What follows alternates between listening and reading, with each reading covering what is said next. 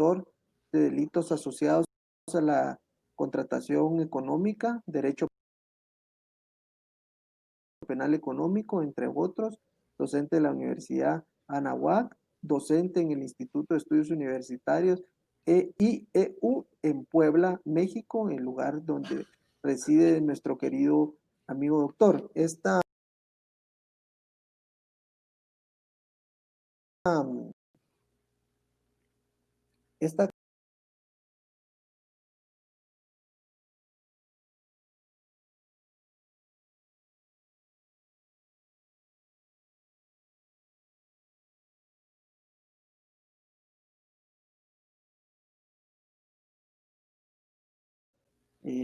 por lo que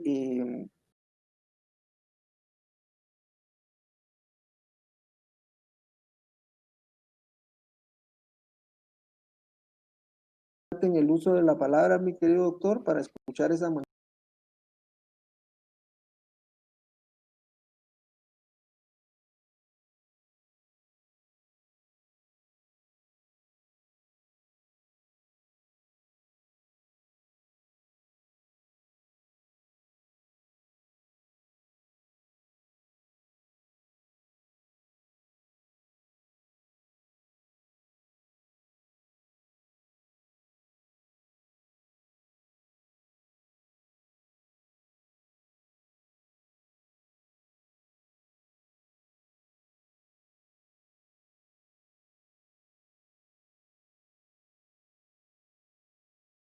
Quien ya desde hace un buen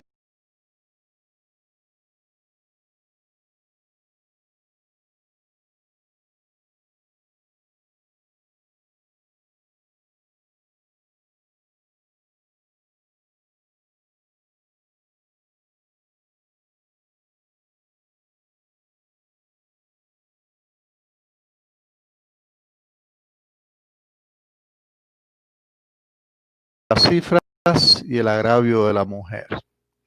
Eso nos obliga, en primer lugar,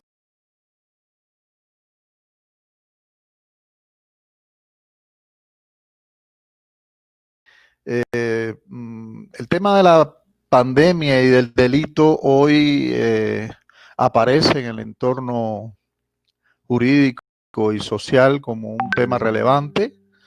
Todos sabemos la situación que ha presentado en el orden social, en el orden económico, en especial para la salud de las personas, este virus que ha invadido a nuestros países, y las consecuencias no han dejado de verse también en el plano jurídico. Todos los que de alguna manera u otra tenemos conexión, los llamados también operadores del sistema, que constantemente están muy vinculados en el momento anterior a entrar en esta crisis. Y la presencia entonces de estas dificultades han permitido también un poco realizar una reconversión de lo que hasta ahora teníamos. Es una nueva forma de pensar, así me atrevo a decir. Nos obliga a la pandemia a revisar algunas de nuestras instituciones jurídicas, pero en lo especial el tema estará muy vinculado con dos paradojas que se vienen dando con respecto al delito. Hay una primera mirada, y así lo estaremos observando, de una disminución de la actividad delictiva. Es una realidad que al menos se pone de manifiesto a través de las noticias, de las informaciones que se suben a redes. Y el otro punto tiene que ver, y por eso hablo de una paradoja, con respecto al incremento de los casos y de los delitos vinculados con la violencia doméstica, con la violencia sobre la mujer, con la violencia de género, como le querramos llamar. Ustedes saben que tiene diferentes acepciones.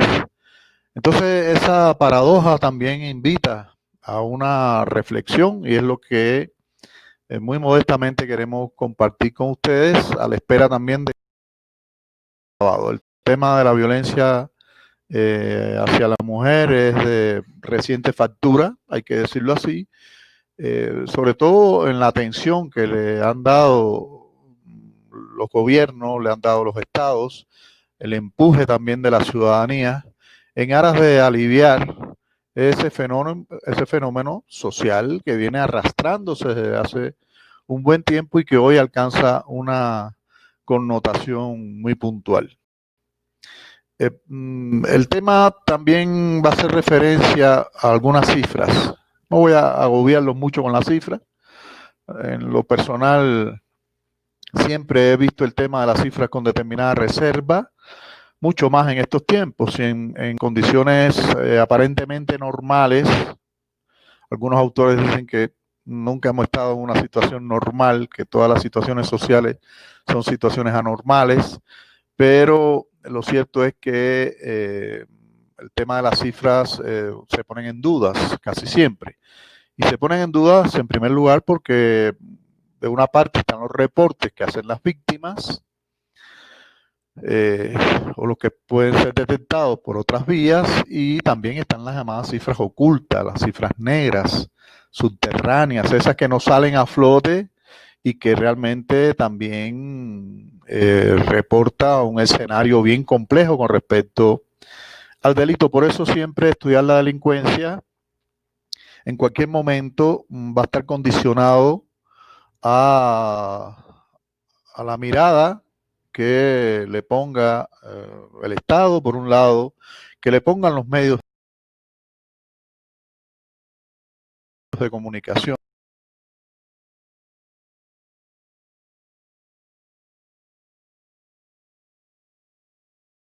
actividad delictiva, del enfrentamiento, el estudio, del enfrentamiento al delito, de los temas vinculados.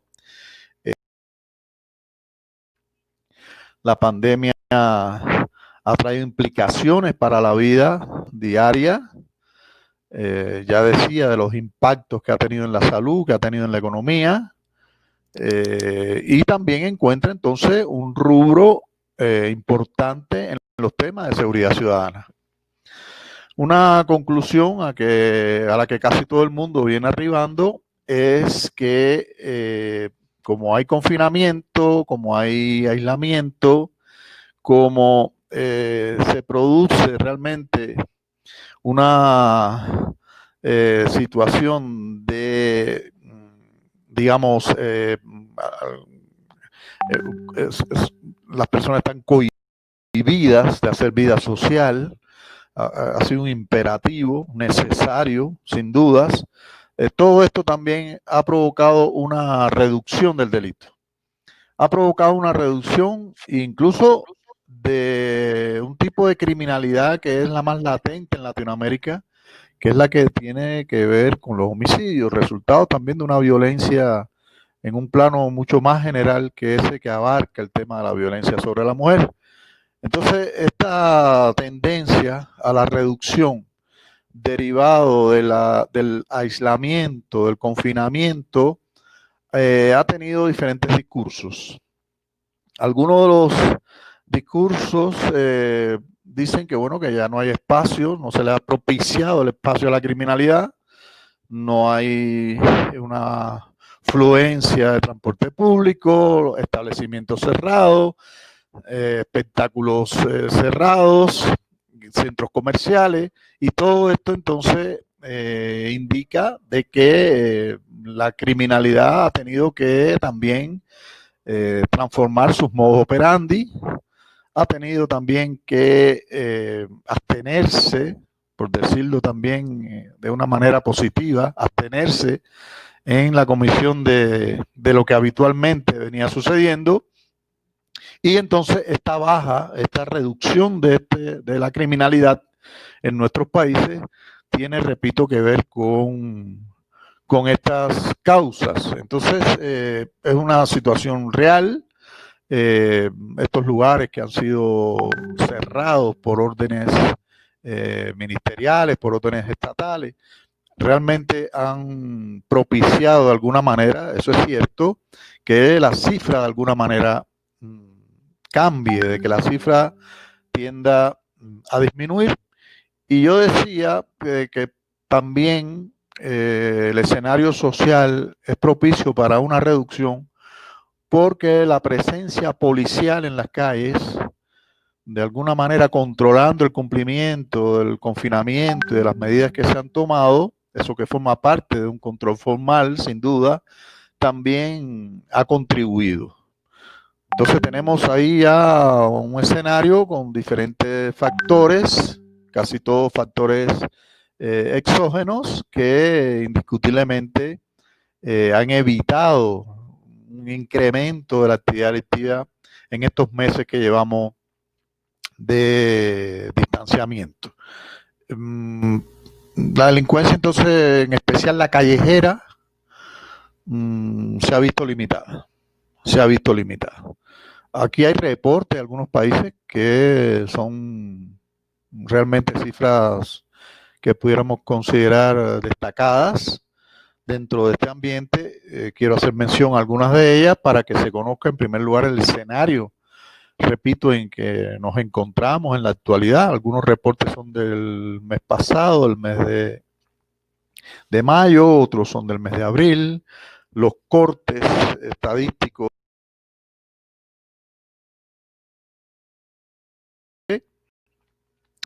y de esa manera, entonces, repito, hay algunos datos que quiero compartir de las maras, tipo de criminalidad conocida a través de las llamadas pandillas juveniles, y aquí el número de homicidios que se reporta, incluso se dice que constituye casi la mitad de igual periodo. O sea, con respecto a igual periodo hay una considerable variación.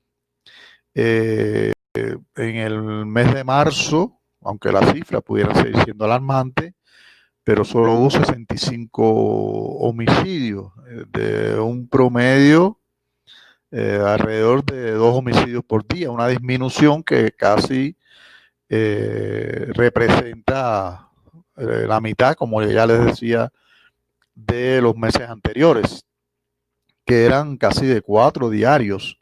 Hubo incluso días en que no hubo ninguna actividad criminal de esta naturaleza. Igual pasa con Honduras, donde hay una disminución de los delitos de asesinato. Igual pasa con Colombia. En Honduras, por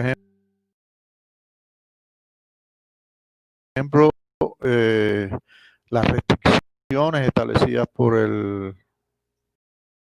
el gobierno llegan hasta tomar determinadas medidas coactivas con aquellas personas que andan deambulando, que andan fuera de su domicilio, y eso también de alguna manera, repito, contribuye a la disminución a que estamos haciendo referencia. Los argentinos, por ejemplo, también, desde que se les pidió que los ciudadanos se recluyeran en sus casas, los robos, por ejemplo, en la capital del país disminuyeron casi al 90%. Un promedio de 225 robos por día que se estaba reportando en Argentina, aparecen en la actualidad alrededor de 30 robos diarios.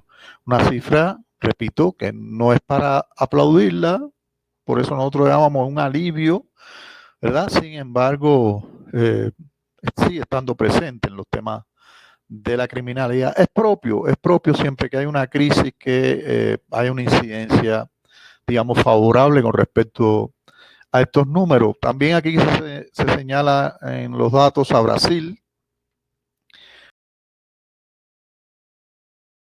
una tendencia a la distancia, y yo creo que tiene que ver también con la situación del país, un país donde los reportes de la pandemia superan cifras ya importantes a nivel mundial. En el caso del país donde estoy residiendo, en México, también se nota el cambio.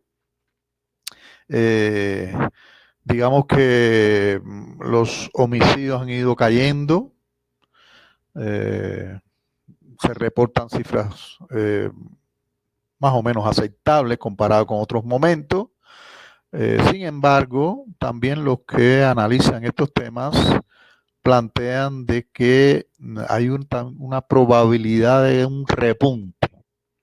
Esa probabilidad del repunte de ciertos crímenes tiene que ver también con la situación de crisis que hay, la situación de la pobreza que está presente, la situación del impacto económico que va teniendo la pandemia, y esta pudiera ser una causal que lleve también, repito, en muy poco tiempo a que estas cifras que hoy han disminuido, mañana puedan incrementarse. De todas formas, estas aristas sobre el tema de la disminución tienen también una paradoja, como yo planteaba. Y la paradoja está dada por el incremento de los delitos en el interior del hogar, en el seno, en el núcleo familiar. Entonces, esa paradoja provoca también una alarma justamente porque en un análisis retrospectivo, tal parece que el Estado estaba y sus instituciones estaban tomando algunas medidas, sobre todo en el ámbito penal, para lograr la reducción. Más adelante me voy a referir a ello cuando hablemos de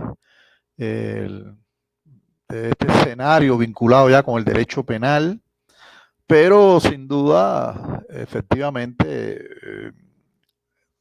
hay un incremento de la criminalidad en el hogar y con respecto a la mujer. Hay cifras también que así se reportan. Ya había sido alertado por el secretario general de Naciones Unidas, había planteado que los confinamientos y las cuarentenas son esenciales para reducir el COVID, pero que también en el caso de la violencia de género, la violencia sobre la mujer, pudiera verse afectada, las cifras pudieran aumentar. Por lo tanto, se vaticinaba que esto iba a suceder. Al menos fue un planteamiento inicial que no provocó alarma porque hemos venido sufriendo sobre este tema ya desde hace un buen tiempo, pero que no indica un descanso y que no indica realmente un acomodamiento en el estudio de estos temas, porque realmente llama la atención que bajo determinadas condiciones familiares, a contrario de esa unidad que se espera exista a nivel que ya venía antes de la pandemia, el tema de los maltratos, y sabemos también las medidas que se habían venido tomando, que se siguen algunas de ellas tomando, en especial en el orden penal. Se hicieron llamados incluso a algunos países, como fue el caso también de México, con el tema de la preocupación que pudiera reportar para algunos sectores femeninos este confinamiento. Y cuando uno observa las cifras, entonces todo este enunciado provoca determinada expectativa de cara al futuro. ¿Por qué? Porque, por ejemplo, en México, entre enero y marzo de este año, bueno, la pandemia realmente comenzó en el mes de febrero, finales de febrero, ¿verdad? Pero ya entre enero y marzo se reportaban 964 mujeres que habían sido asesinadas. Estoy hablando de cifras que suman el llamado homicidio doloso con el feminicidio o el femicidio, como también se le llama. Eso representó entonces un aumento considerable con respecto a igual periodo del año pasado. Hay también otras fuentes que señalan y advierten violencia reportada. Ustedes saben que hay una vía de emergencia a través de llamadas, relacionados con estos incidentes, y aquí entonces también se reporta una cifra importante en el caso de México, y así vienen apareciendo estos datos que unen no solo la violencia física, sino también la violencia psicoemocional. Son dos elementos que van a estar presentes. En América entonces pasa lo mismo. En Colombia, hasta el mes de abril, se reportaba un aumento del 50, casi del 50% de los casos de violencia intrafamiliar contra las mujeres. En Colombia también ocurre entonces lo mismo. Bolivia también reportó un incremento, no quiero agobiarlos, les decía, y en Brasil también se provoca esta situación, ¿no? Argentina, que tal y como les dije, había una disminución del delito callejero, sin embargo, hasta el 2 de abril había un promedio de un femicidio cada 28 horas.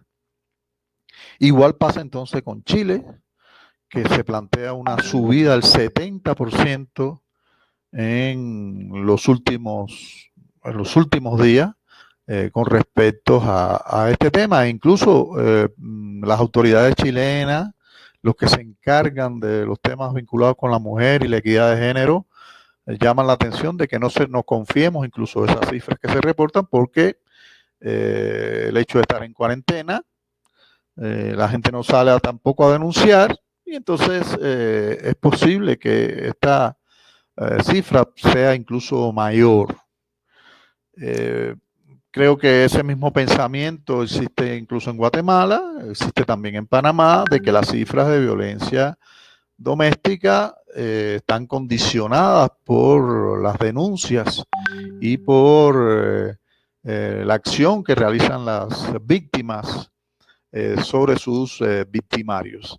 Esto es una realidad que estamos viviendo, y ahora lo que quiero un poco reflexionar con ustedes en esta otra media hora es con respecto a las medidas, y también hacer una proyección de cara al futuro. De cara al futuro, es necesario seguir reflexionando sobre el tema y pensar si lo que hemos hecho hasta hoy es suficiente o realmente debemos cambiar nuestras estrategias. Es un llamado de atención. Bueno, la pregunta aquí entonces es: ¿qué va a pasar post pandemia? ¿Y cuál sería la solución aparente siempre, con determinado recelo? O sea, mirar el futuro, vaticinar el futuro siempre lleva un pensamiento comedido, y eso también pretendemos hacerlo. Pero muy particularmente considero que el tema de la violencia en general, y en especial la violencia contra la mujer, debe atravesar por algunos escenarios.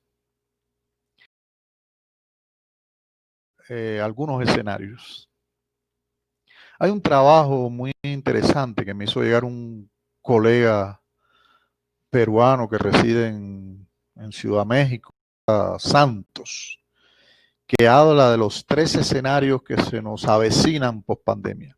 Y yo quiero un poco asociar ese escenario a lo que pudiera pasar si no le prestamos más atención que incluso la que le hemos prestado a este tema. Dice Buenaventura de Sousa Santos que hay 3 escenarios, y el primero de ellos es que las cosas van a empeorar. Las cosas van a empeorar, se volverá a la normalidad,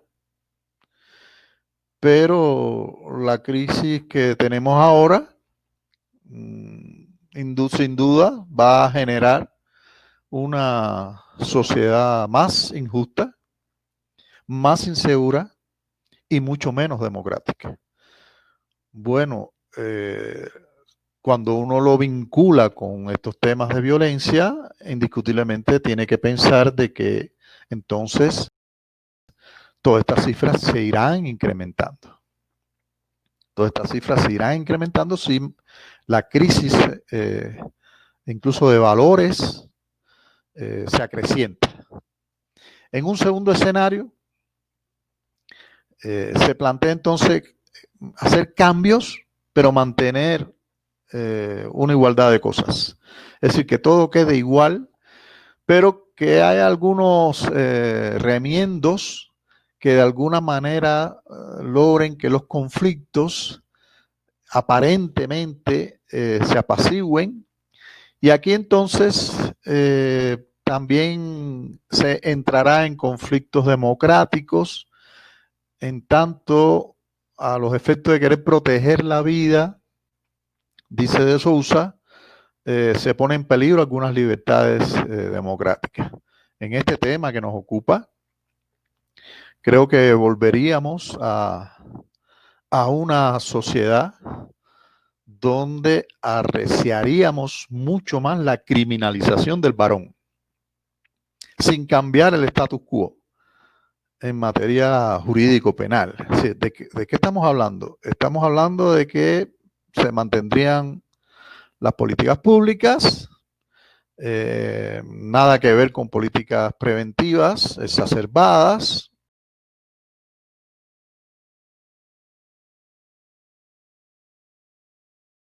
o dirigidas hacia ese camino, y tampoco más reformas sustantivas o procesales que la que hay, de lo que se está en nuestros cuerpos legales, que indica un incremento de las penas. Ese sería el segundo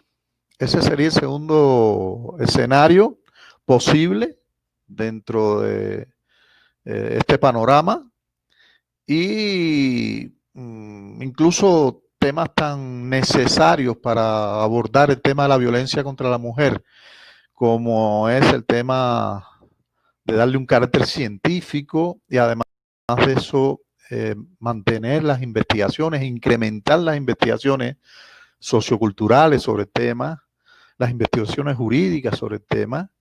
Todo eso en este segundo escenario se mantendría igual. Hoy por hoy sabemos de un grupo importante de investigaciones relacionadas con los temas de violencia, pero que no tienen efectos en la sociedad, no hay repercusión, y los estados realmente rehúyen buscar la solución derivada de los resultados que se obtienen en esas investigaciones. Y ya en un tercer escenario, él le llama alternativa civilizatoria. ¿De qué estamos hablando aquí? Es un nuevo paradigma, más aceptado sin duda, donde indiscutiblemente todas las proyecciones van hacia el cambio. Todas las proyecciones van hacia cambiar un modelo preexistente y que no ha dado resultados. Y no ha dado resultados justamente por la realidad que estamos viviendo. O sea, no ha dado resultado por que todos los mecanismos, al menos en el ámbito de la violencia de género y la violencia intrafamiliar, la violencia sobre la mujer, la violencia sobre los ancianos, la violencia sobre los niños, todo eso que hemos de alguna manera tratado de incorporar en algunos modelos, me atrevo más a decir represivos que preventivos, sin dudas no han cambiado el estado de cosas. Ven ahí los resultados, ahí están las cifras, y sí entonces su incremento. De lo que se trata entonces de cambiar el paradigma. Hay que intentar cambiar el modelo de enfrentamiento a la criminalidad, pensando en que la pandemia también entonces es una ventana para cambiar. Es decir, es el punto también de partida para el cambio. ¿De qué dependerá? ¿De qué dependerá? Bueno, de una voluntad política, número uno, de una toma de conciencia en todos los niveles de la sociedad, ¿verdad? De los actores civiles, de los actores públicos, de los actores políticos, y no habrá o no debe haber un área geográfica donde exista una mujer, donde no haya un cambio.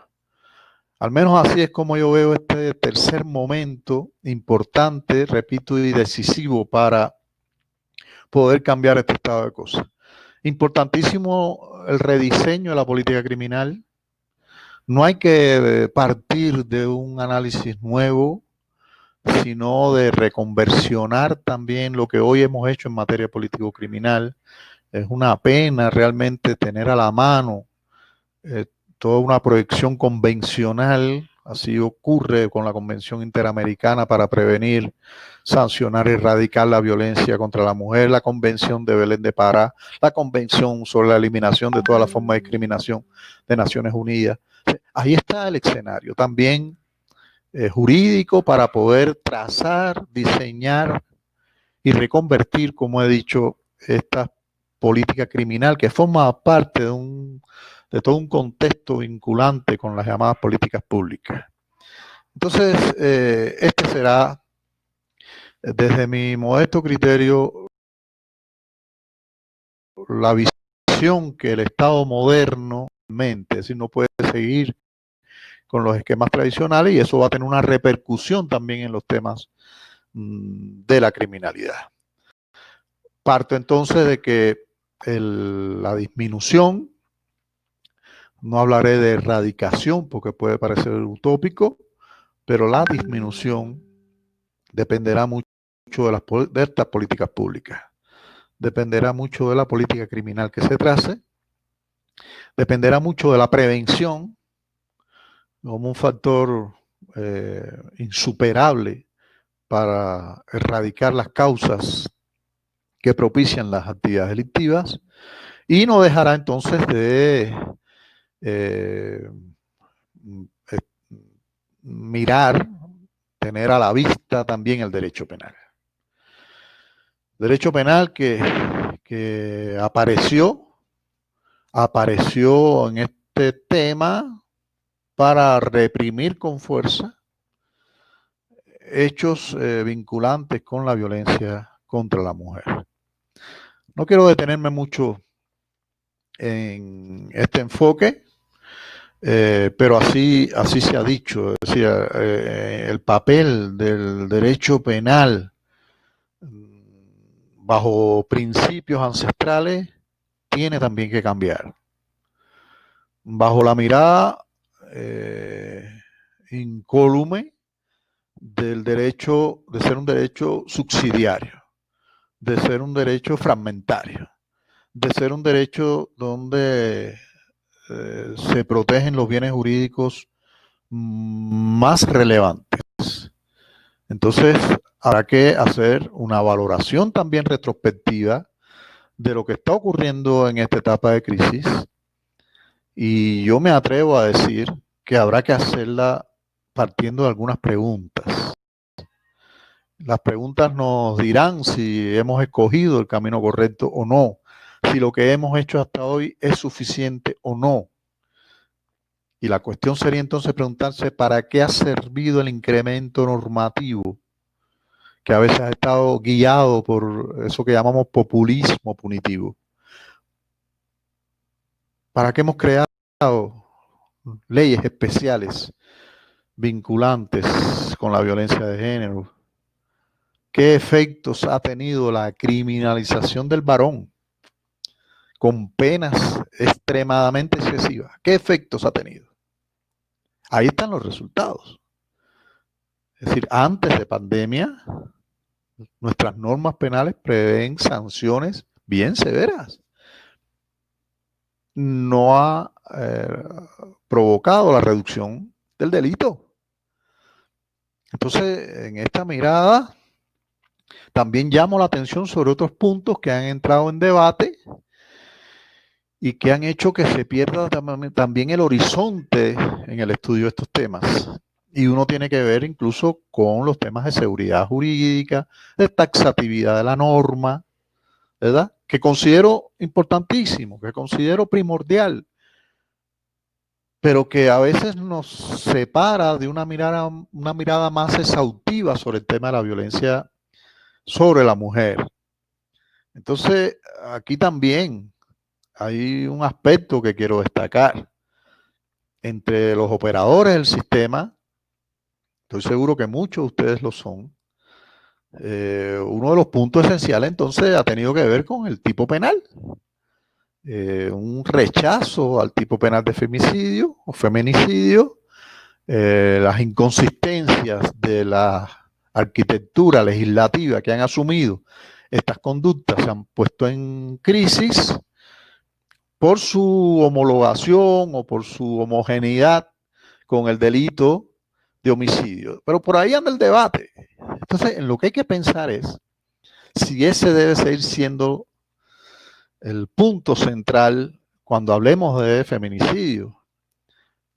Es decir, se trata de, repito, colocar en una mesa los puntos esenciales que nos lleven hacia un análisis más puntual, con una mirada, me atrevo a decir, transdisciplinaria, con una mirada también multidisciplinaria que le sirva y le nutra al derecho penal para conformar un esquema punitivo acorde con lo que ha pasado y con lo que se avecina que puede pasar. El derecho penal tiene un carácter también histórico. La evolución histórica es un observatorio y de eso se trata entonces. Nos permite, como dice un autor, reflejar la combinación de elementos heredados del pasado para poder innovar los elementos actuales. Entonces, este conflicto y esta reacción frente al delito tiene que atravesar también por ese análisis histórico. Un análisis histórico que parte del abandono progresivo que tuvo la idea de satisfacer a las víctimas. Me estoy refiriendo al derecho penal para buscar entonces el escarmiento del culpable. Un derecho penal de daños en un derecho penal de delitos, convertido en la actualidad en un derecho penal de delitos. Atrás quedó el análisis del perjuicio, atrás quedó el análisis de la reparación y su sustituto ha sido la condena. Su sustituto ha sido la sanción penal, que no hay que rehusar, que no hay que desecharla. No estoy llamando a desechar las penas, estoy llamando a la mesura de nuestros cuerpos legales en un contexto histórico bien marcado, en una actualidad vivida y utilizando los instrumentos y las herramientas que el propio derecho penal a lo largo de los años ha logrado constituir. ¿Habrá motivos para el cambio? Sí, claro que los hay. Claro que los hay. Tenemos ya casi en toda Latinoamérica un nuevo sistema de justicia penal, de corte acusatorio. Pero ese sistema de justicia penal de corte acusatorio tiene todavía muchas falencias en materia de investigación de estas conductas. No se analizan con ese carácter multidisciplinario y transdisciplinario. Y allá va el legislador entonces a querer de alguna manera imponer una actitud represiva como parte también del sistema de justicia. Entonces, los temas de persecución pública, los temas de indagación criminal, hay que reformularlos. Y entonces, tratar de establecer algunos esquemas que permitan que la investigación sea completa, sea multilateral, que sea objetiva, que la investigación también logre una objetividad guiada por el Ministerio Público, pero con una mirada también a la víctima y que el resarcimiento psicológico, económico, moral, sea lo que prime, repito, y no la condena. Aún y cuando, repito, ella también tiene que estar presente. Este tema pasa por una tutela penológica. Yo, en los últimos tiempos, he sido un defensor de la teoría de la relación social que Busto Ramírez, ya fallecido, y Hernán Ormazábal, con mucha atención le prestaron sobre la tutela a partir del influjo de los fenómenos sociales. Pues bien, esto es un fenómeno social. Hoy estamos ante el debate de si debe aparecer o si no debe aparecer. Yo soy un convencido ya que debe aparecer como tutela penológica especial a partir de un contexto histórico que proteja a la mujer. Aquí lo que ocurre entonces es que cuando esas situaciones cambien, cuando esos fenómenos cambien, no cuando se radiquen, pero al menos cuando cambien bastante, estaríamos en condiciones de hacer otro análisis. Pero mientras tanto debe estar ahí. Ha sido un reclamo social y yo creo que los reclamos sociales también forman parte, sin llegar al populismo, de la mirada que el derecho penal tiene que darle a estas situaciones. Atender también importante y reflexionar sobre este tema de tutela a partir de criterios ancestrales. Aquí están los primeros pronunciamientos en el año 1976 en un tribunal internacional sobre los crímenes contra las mujeres que se celebró en Bruselas, que allí se anunció este tema conceptual de femicidio, con una mirada muy exacta también a cuestiones circunstanciales que rodeaban el hecho principal, que era la muerte, o el ejercicio de la violencia y la provocación de afectaciones a la integridad corporal.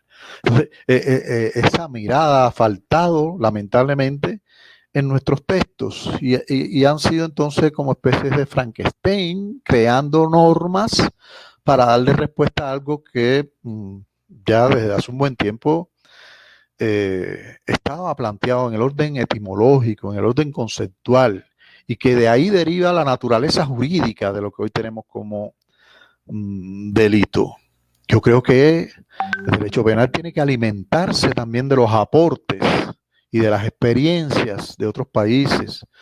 Yo invito a la reflexión, lo estoy haciendo también desde hace un buen tiempo, de algunos pronunciamientos, por ejemplo, en Argentina, para poder tipificar la conducta de feminicidio. Hay que partir de la llamada violencia de género. Lo dice el artículo 80, o sea, regula cuáles son los aspectos que hay que tener, pero todos son circunstanciales. Y ahora entonces con lo circunstancial después me voy a referir a la hora de estructurar el tipo en el poco tiempo que ya nos viene restando. Pero de lo que se trata es, repito, de dibujar con la exactitud que lleva elementos que sean inconfundibles para el operador del sistema, que le sirva también a los órganos de administración de justicia para ser consecuentes con una sanción justa, con una sanción no solo legal, sino también con una sanción justa, y evitar entonces estos contratiempos que se originan cuando tenemos normas homogéneas cuyos elementos y características típicas se confunden unas con otras. Bueno, pues eso hay que redactarlo de alguna manera y yo llamo la atención sobre el Código Penal argentino, que habla de algunos de estos elementos que no puedo, por razones de tiempo, detenerme a explicar. Basta con decir que la succión típica de esta figura penal parte también de una succión convencional. Entonces, en esa mezcla sí se ha logrado, al menos desde mi modesto criterio, pudiera estar también sometido a diferentes críticas, pero desde mi modesto criterio, con lo que he leído de otras legislaciones, aparece entonces también una nueva forma de pensar sobre cómo imputar una conducta delictiva. Y este análisis, repito, pasa por el carácter multidisciplinario y transdisciplinario que tiene estas conductas, y no solo que el análisis parta del legislador penal, no solo que quede en el sede penal su análisis. Hay aspectos psicológicos, sociológicos, antropológicos que influyen en la conducta tanto de la víctima como del victimario, que no se pueden soslayar, De esa manera estaríamos en una reconversión también del derecho penal, una reconversión del derecho penal que cuando uno lo analiza desde el punto de vista legal, permite también una reflexión sobre algunas de las instituciones que ahí aparecen. Y me estoy refiriendo ya a las cuestiones sustantivas. De esto se pudiera también hablar mucho. Ya les decía que la mirada del legislador ha sido con respecto al incremento de las penas. Ha sido con la creación de leyes especiales, restringiendo derechos de las personas involucradas, digamos que limitando determinados derechos, que luego han tenido una trascendencia sin duda en sede civil, en sede familiar. Sí, porque el penalista no puede solo mirar su ámbito de aplicación. Tiene que ver qué trascendencia puede tener para otras esferas del derecho.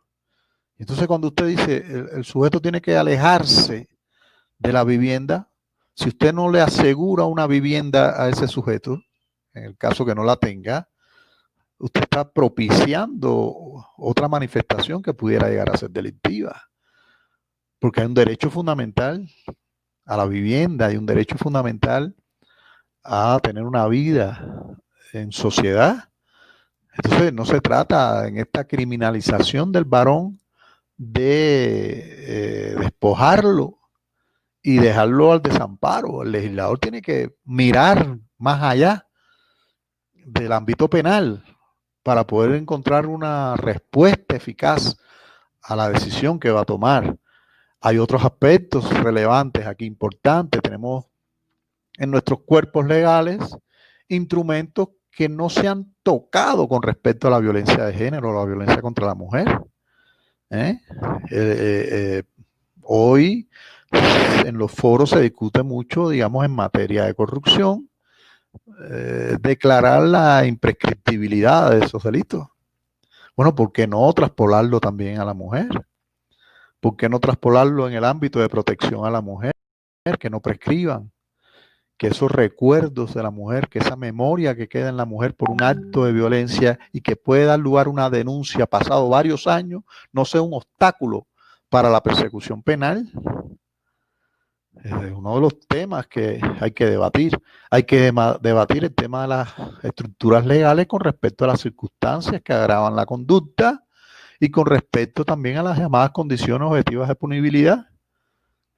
O sea, se trata entonces de, bajo el esquema de mantener los tipos penales cerrados para poder darle crédito a la conducta y evitar injusticias, pero todo ello hacerlo también con esa mirada circunstancial, porque cuando uno analiza los documentos, cuando uno analiza la historia, cuando uno analiza las convenciones, se da cuenta que el tema principal no está basado en que A mate a B.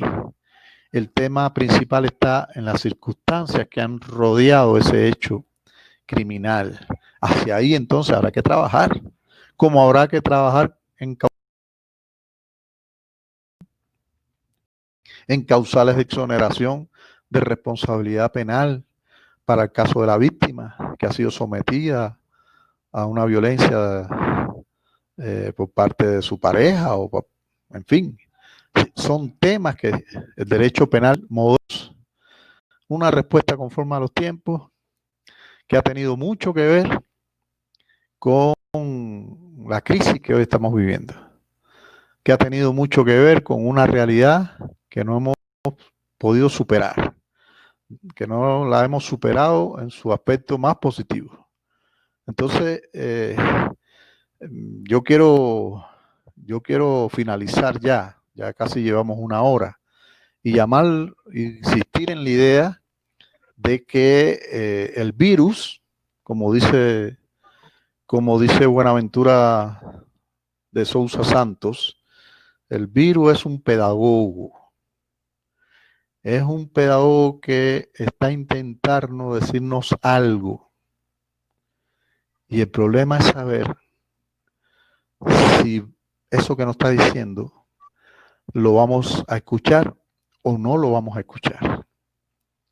Le doy las gracias a ustedes por la conexión. Le doy las gracias por estar interesado en estos temas actuales, permanentes, y espero que podamos vernos en otra oportunidad.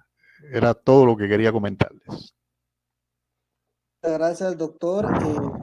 Muy acertada su disertación. Quiero comentarle que está en vivo con nosotros la doctora Milka. Un saludo grande, doctora, un saludo grande. Muchas gracias por su invitación. Lo dije al principio, aprovecho ahora para reiterarlo. Ha sido un placer tremendo compartir siempre con el instituto que usted dirige en aras de fortalecer y mantener esa batalla permanente de lograr más y mejores derechos sobre la mujer. Excelente. No sé si la doctora pudiera prender su audio y su pantalla, por favor, doctora. ¿Me escucha? Sí, buenas noches. ¿Me escucha? Buenas noches. Sí, Sí, te escuchamos. Si pudiera prender su cámara para que la puedan observar, doctora, disculpe. Eso es lo que quiero. Híjole, se ha salido momentáneamente la doctora. Para mientras, en lo que se vuelve a conectar, vamos a poner algunos comentarios y algunas preguntas, doctor. Wilson, adelante. Ya se volvió a conectar la doctora. Vamos a ver si logramos tener ahí su... ¿Me escucha, doctora?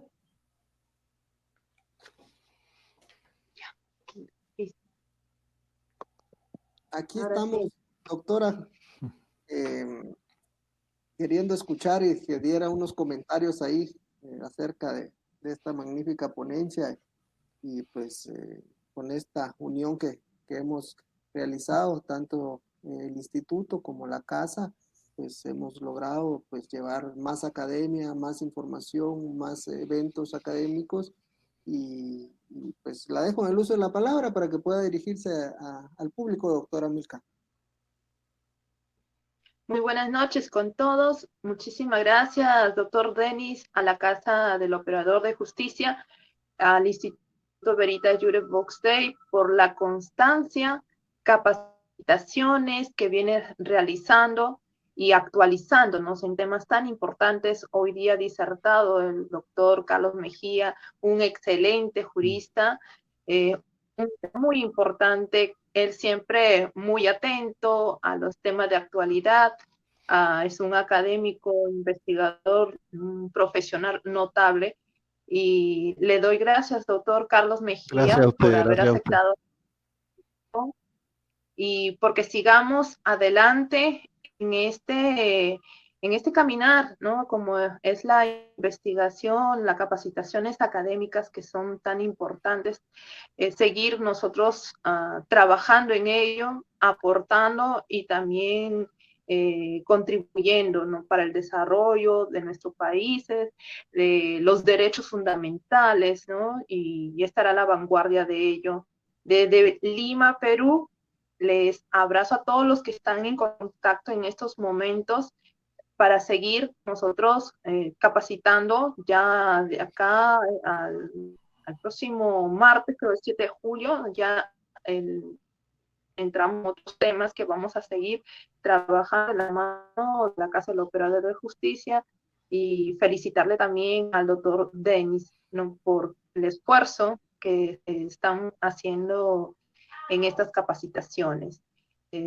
Les agradezco a todos los que están en contacto en estos momentos y en especial a usted, doctor Mejía, doctor Denis, y a todos los que se están haciendo este gran esfuerzo. Muchísimas gracias. Gracias, Milka. Muy atenta. Muy, muy amable.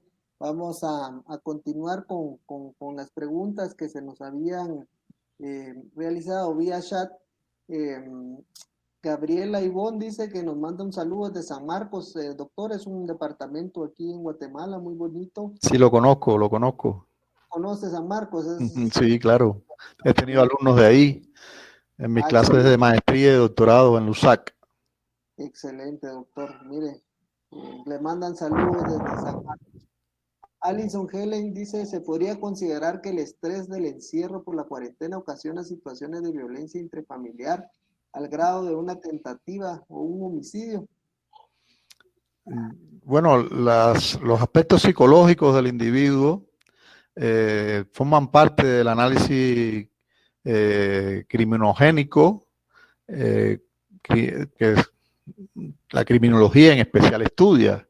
Es decir, no podemos desechar ninguna de estas cuestiones, ¿eh? Sin embargo, tengo que decirte que no justifica, que no justifica ninguna actitud psicológica el rechazo hacia la mujer, y mucho menos la violencia sobre ella. Pudieran haber factores, digamos, vinculados con las relaciones interpersonales que pudieran incidir, pero y que quizás se vengan arrastrando desde hace un buen tiempo, y ahora con el confinamiento, con el aislamiento y con la convivencia se exacerben, pero no lo justifica. No lo justifica, aun y cuando en los estudios indiscutiblemente también este aspecto psicológico, tanto del hombre como de la mujer, también se tienen en cuenta. Gracias, doctor. Freddy Roberto indica en una excelente conferencia, y la pregunta de él indica, ¿considera usted que las estadísticas de la delincuencia relativa al aumento posiblemente mayor en comparación con las cifras que existen en la época prepandemia? De ser así, ¿qué estrategias pospandemia tendrían que plantear los estados para contrarrestar un mayor índice? Me imagino yo que lo que él quiere decir es las estadísticas ahorita en la pandemia con las estadísticas que teníamos antes, y qué es lo que se Claro, espera hacia el futuro. claro. Hay estudios sobre un llamado derecho penal actuario que indica el análisis de las estadísticas.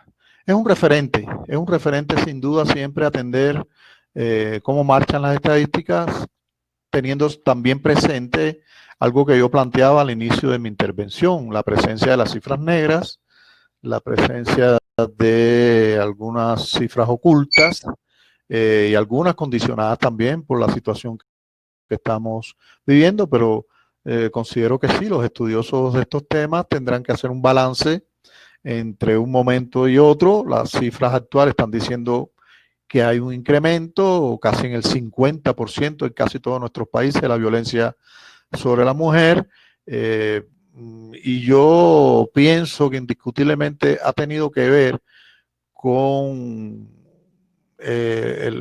digamos, la atención que se le ha prestado al tema, la inestabilidad que ha tenido la atención a este tema provoca que, llegado un momento de crisis, el estado se exacerbe, el estado de cosas se exacerbe. Y entonces yo creo que las cosas no surgen de la noche a la mañana, es el resultado de unos antecedentes que también han estado presentes.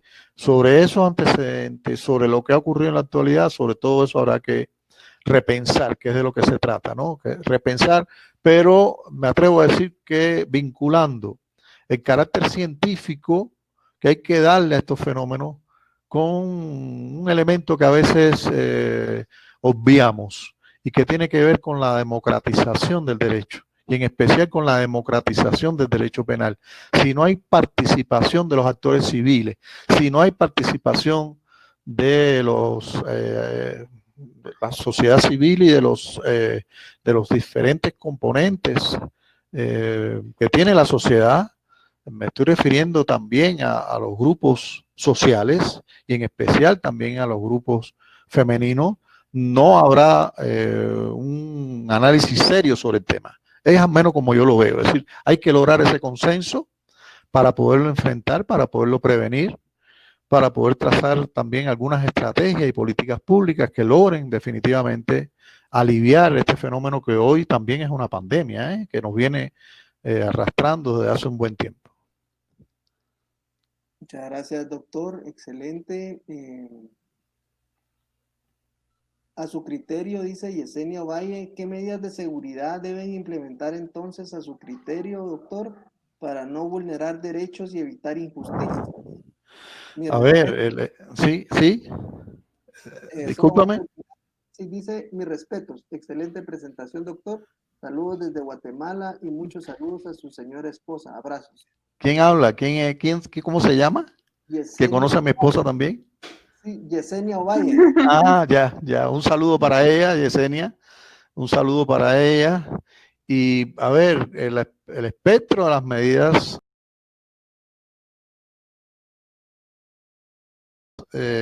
pasa sector. No hay sector que no tenga que acondicionar esta realidad también al empeño de querer regular, ordenar, establecer diferentes mecanismos de contención. Cuando se habla de la mujer está presente hoy en todos los ámbitos de la sociedad. Entonces, ¿qué quedaría pendiente cuando se habla de medidas? Que cada uno desde su ámbito sea capaz de focalizar, distinguir, examinar, estudiar, evaluar. También muy importante siempre evaluar todo lo que hacemos para poder determinar su eficacia y pudieran haber recomendaciones. Hay una visión de esto de que a veces la responsabilidad suprema la tiene el Estado. Yo en parte comparto el criterio de la responsabilidad del Estado con respecto a estos crímenes, con respecto a estos delitos, pero también soy un ferviente defensor de la participación ciudadana. También soy un ferviente defensor de que, por ejemplo, a nivel institucional, a nivel de empresa, hoy se viene hablando de la importancia que tiene alcanzar una categoría como empresa socialmente responsable. Ustedes saben que hoy en estos tiempos se habla mucho de eso. Pues bien, una de las variantes que tiene el fortalecimiento de una empresa y la distinción de una empresa socialmente responsable que va buscando mayor productividad y mayor alcance en el desarrollo económico tiene que ver con la atención a la mujer trabajadora.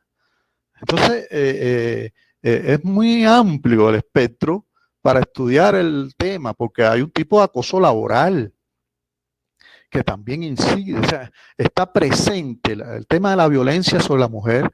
Ahora lo hemos situado en el ambiente familiar a partir del confinamiento, ¿no? Y de lo que ha ocurrido con el tema de la pandemia, pero un tema latente en todas las áreas, en las escuelas, en los centros estudiantiles, en los centros laborales, en el mismo barrio, en la misma sociedad, al que se le une temas como la discriminación sobre la mujer. Hay una tendencia, incluso en la actualidad se está diciendo, de que se va a mover una criminalidad importante hacia los temas migratorios y de explotación sexual a la mujer por los temas de la crisis económica que se avecina. Entonces, repito, está presente en todos los ámbitos sociales. Muchas gracias, doctor. La mayoría de saludos, una excelente exposición, excelente, maravillosa, buenos conocimientos. Y encontramos una pregunta, esta la última, dice, en esta pandemia se ha incrementado la violencia intrafamiliar. Quiere decir que nuestra sociedad no deja de ser machista. El encierro a nivel mundial lleva a un punto donde el ser humano se vuelve irracional, apático, poco sensible o simplemente es su naturaleza humana el agredir a otro ser humano. En este caso es la mujer. ¿Qué más pasa por esta violencia y ahora se ve más vulnerable y difícil denunciar y obtener medidas? Muy bien, muy bien. Podemos hacer un comentario muy breve sobre el tema. Primero, no comparto el criterio de que este sea un tema vinculado a una cultura de nuestras sociedades con respecto a la violencia. Primero porque la palabra cultura es reflejo indiscutiblemente de prosperidad, es el reflejo de historia, es reflejo también de una sociedad que ha alcanzado a partir de los esfuerzos y de la valentía que ha tenido los diferentes grupos sociales, ha alcanzado un estadio con respecto a otros tiempos en la humanidad. Por lo tanto, hablar de que hay una cultura de violencia no me agrada mucho. Yo creo que lo que se trata es a veces de algunas posiciones que tienen que ver con una incultura sobre el tema. Y dentro de esa incultura pudiera caer el llamado machismo, ¿no? Por otro lado, también decirles de que desde mi punto de vista, lo relacionado con la violencia no es un tema nuevo. No es un tema nuevo. Ahora lo que es más tratado. Ahora lo que la mujer, a partir de su empoderamiento, ha impregnado mayor atención a los poderes públicos, a los poderes del Estado para que se ocupen del tema. Entonces, hoy lo que ocurre es que hay más atención sobre el tema, pero el tema es ancestral también, el tema es un tema histórico, que ha sido realmente olvidado, como fue olvidada la víctima en su sentido mucho más amplio. Entonces, es lo que tenemos. Indiscutiblemente que no puede tampoco olvidarse la presencia de un sistema económico que desvaloriza. Ese es otro aspecto colateral que no se puede olvidar. Estamos viviendo sociedades de consumo. Las sociedades de consumo tienden justamente también a poner en la primacía de sus valores. Entonces el tema es axiológico también. Ponen la primacía de sus valores otros temas, como es el tema económico, por encima de otros temas espirituales que siempre estuvieron presentes también en la sociedad. Entonces son factores, repito, los criminólogos a eso le llaman factores exógenos, que van incidiendo y van lacerando las estructuras básicas de cualquier sociedad, van incidiendo, van lacerando las estructuras socioeconómicas de cualquier sociedad, las estructuras sociopolíticas de cualquier sociedad. Y entonces, por ahí también hay que hacer el balance y el análisis de estas cosas, pero no es un tema nuevo, no es un tema nuevo, ¿no? Muchas gracias, doctor. Doctora Milka, para mí ha sido un gusto concluir una maravillosa conferencia. Siempre es un placer obtener estos conocimientos y máximo del doctor, que con su currículum y su amplia experiencia nos lo transmite de una forma fácil, entendible, y todos los usuarios que hoy ingresamos y pudimos escucharlo, estamos muy satisfechos con esa obtención de conocimiento. Para mí ha sido un gusto y los dejo en el uso de la palabra cada uno para que se puedan despedir de su público. Que pasen una feliz tarde, que Dios me los bendiga. Bueno, una última palabra mía para que finalice la doctora Milka, ¿verdad? Agradecerte, Denis, tu atención y tu participación.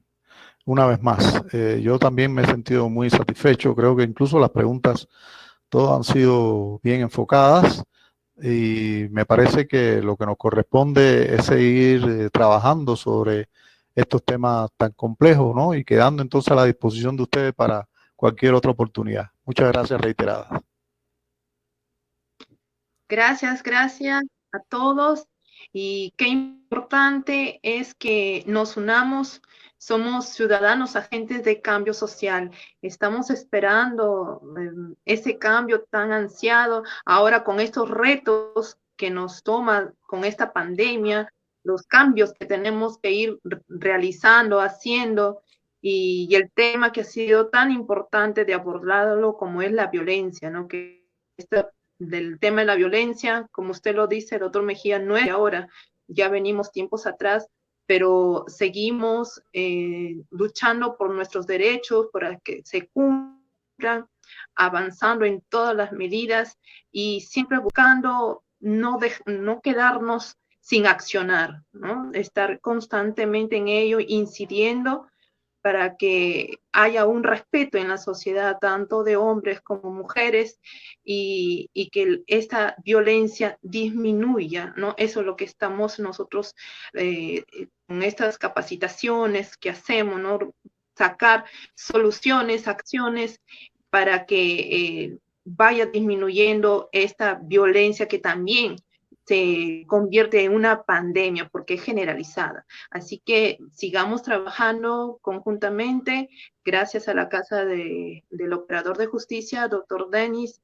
Mil gracias, doctor Mejía. Gracias por su magistral ponencia.